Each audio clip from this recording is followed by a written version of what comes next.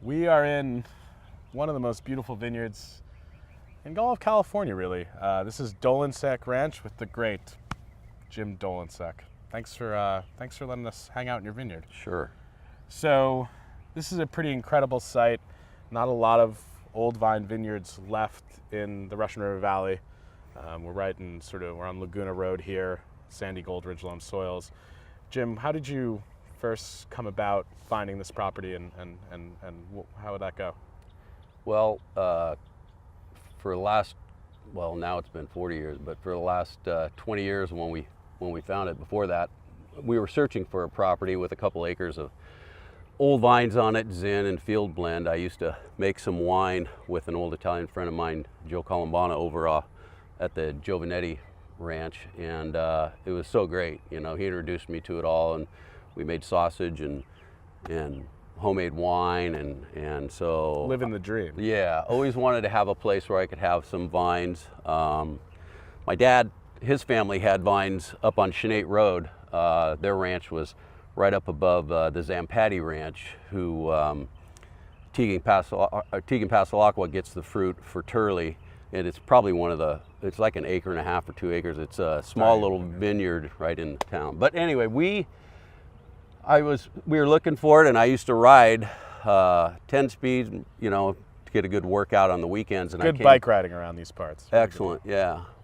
I was coming by one morning, and a guy was putting in the sign, and the house was all overgrown, and the vineyard was overgrown, and so I stopped and I said, "What's going on?" He goes, "Well, this place is for sale." And I go, "Really?" And I went up and I pulled the flyer out and I looked at it, and I saw the price of the property, and I just said, I gotta at least go for this. I gotta try to get this. So he took off and said, "Well, have a great day." He took off, and so I grabbed the post and wiggled it back and forth, pulled it out of the ground and threw it in the brush. Jim doesn't mess around. So I said, I don't want anyone else to see it was for sale. So anyway, I brought Kathleen out. We took a look at it, and she goes, "Oh my God, this thing needs so much work. You know, do you think you can do it?" And I said, "Well, let me get my dad out." So my dad, he grew up in this area up in Shenate, and when he was 13 in the 30s, he would come up on that hill up there that Kistler has, and on the backside there all used to be big cherry trees up there, and he'd pick fruit and stuff.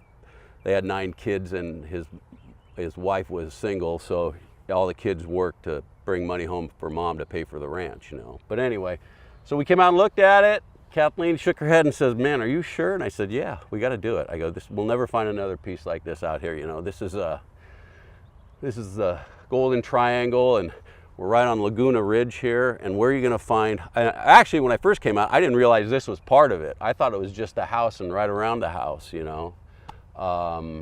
But we found back here, and all of a sudden you find these amazing old ones. I saw this, and I thought, wow, this is crazy. And so we met the owner, who my dad used to work with in the 30s, and Al Frati. And he said, yeah. And he goes, "So what are you going to do with it?" And I said, "I'm going to keep it. I want it to be, you know, just like it is. And he says, "You're going to tear the house down probably." And I said, No, I want to keep the house. We're going to remodel the house. I've worked in construction with my dad, was a contractor. And I said, "We're going to remodel it and fix it up." And he goes, "You're not going to tear our house down?" Because he grew up here with his 8 brothers and sisters. And I said, "No." And he goes, "I want you to have it." So we worked hard to get it, and putting a lot of work into it. A lot of work into it. Took us 15 months of sanding and painting, and put a new roof on it, and got rid of the bats that were living in it. And but yeah. What year was that? 1996. Okay. 1996. August 19th.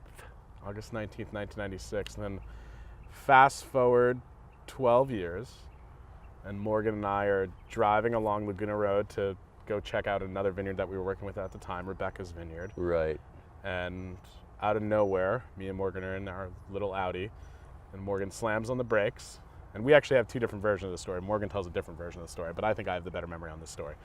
He gives me way too much credit. Slams on the brakes after he turned his head around and was looking up at something, and I'm like, "Whoa, what's going on?" And he goes to me, "Vineyard cold call."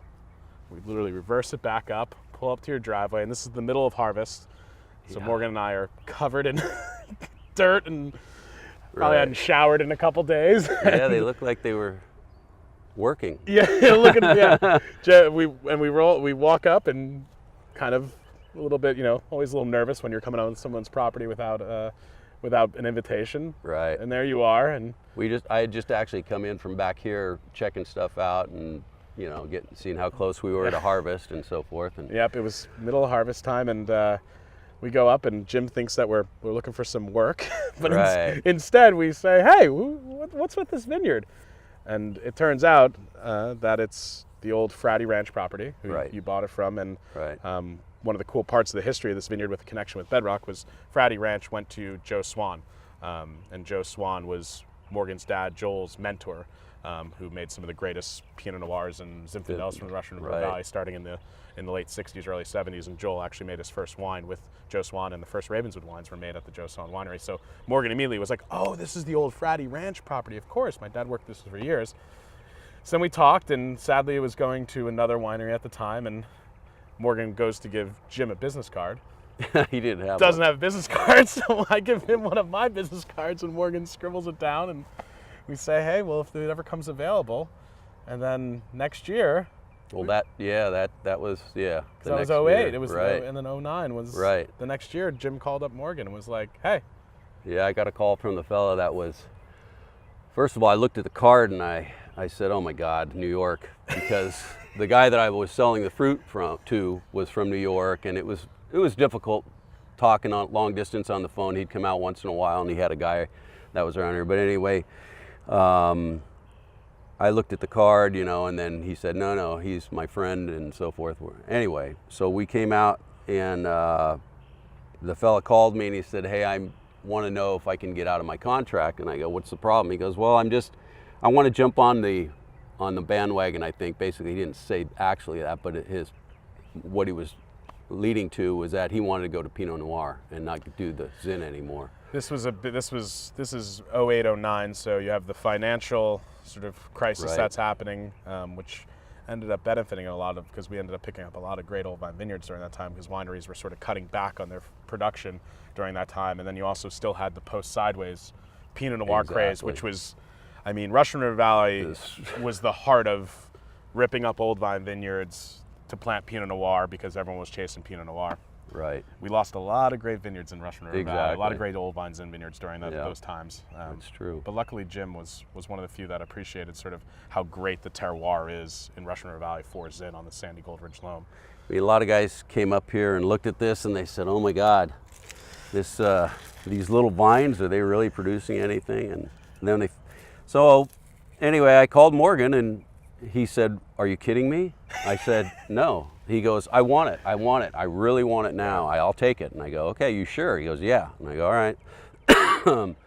So that was it. That was how... I think he called me probably about 33 seconds after he got off the phone. Yeah. And he was like, remember that vineyard that we went into? Yeah. Well, I got it. It's like, oh, awesome. Great. Yeah, it was good. I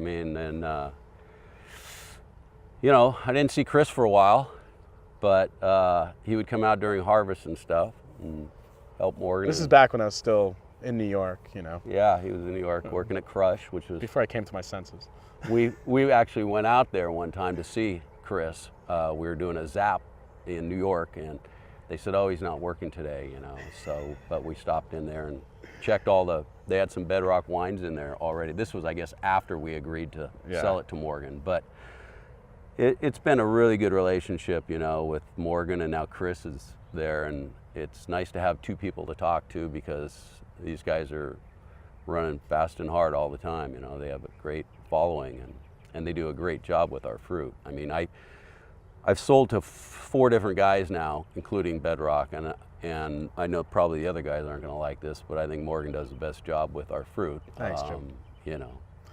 But it's an incredible site. So the vines planted in 1910. Right, by Giuseppe Frati, by the father. So you're 3rd generation now on the ranch, essentially, with the vines. Yeah, and then Angelo, his son, who died at 89, he kept it up, but he didn't want to do too much to it other than dust it with sulfur and disc it. Classic, we call that Italian organics.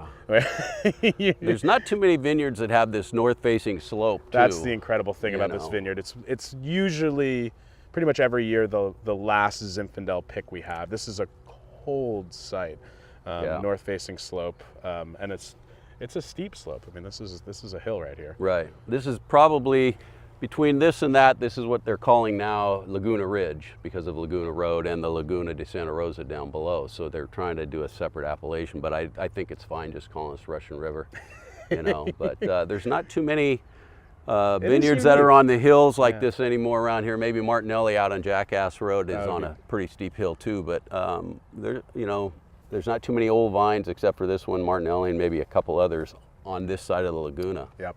They've pretty much all been planted to Pinot Noir, Chardonnay, or maybe a little Chardonnay, Syrah. yeah. Well, it's interesting too because these vines sort of remind me the most of old vines I see in Europe. Because you know, generally in California, you know, we have these when they're 100+ years old, they're these big giant things. Because of this northern slope, pretty meager soils here. You have these little bonsai vines. It reminds me of old vines that I've seen in colder places like Burgundy. Yeah. You know, where you look at a vine and I'm like, oh, I thought you had 80-year-old vines. And they're like, yeah. And I'm like, but they're only this big. And it's like, when you have these kind of more extreme cold growing conditions, you get these tiny little vines that are great. And it's a pretty classic Russian River mix where you have, you know, Zinfandel is sort of your base, but then a lot of Petite Syrah and a lot of Alicante Bouschet, which they clearly we're planting here because it's so cold. Right. So your Petite Syrah ripens earlier and your Alicante Bouschet gives you color because the Zin coming out of here isn't exactly dark and filled with color because it's such a cold site. But also classic. This is one of the easiest wines to spot blind in our lineup. It's like you smell it, you put your nose in it, and it's that Russian River Valley blue, beautiful fruit, and then really low pH. It's exotic fruit and then just great acid. It always has great acid for sure, and it always has just a really nice perfume nose, you know. So beautiful. Sometimes you get that like mushroom compote, you know, a little more out of it, you know. And depending on the year, this is going to be a pretty warm year, so we'll have to keep an eye on it. And we haven't done any leafing yet because it's been 100 degrees the last week. So I learned my lesson years ago. I leafed it early, and boy, burned up the fruit. So it looks healthy though. It got rain. Yeah. 76 inches of rain this year. It really what it needed. So, well, thanks, Jim. This is one of my favorite things about this vineyard is that you care about keeping Zinfandel in the Russian River Valley, and you're being a pretty good preservationist to this place. We try. You're a beautiful man. Like we said, we're not in it to make a lot of money. We're in it to make a good bottle of wine. That's right. And enjoy it because you're only here once. And if these guys can last 100+ years, I can at least last a few more years with them, hopefully. I think that sums it up right there. Jim Dolinsek, thanks, brother. All right, thanks, man. Good seeing you.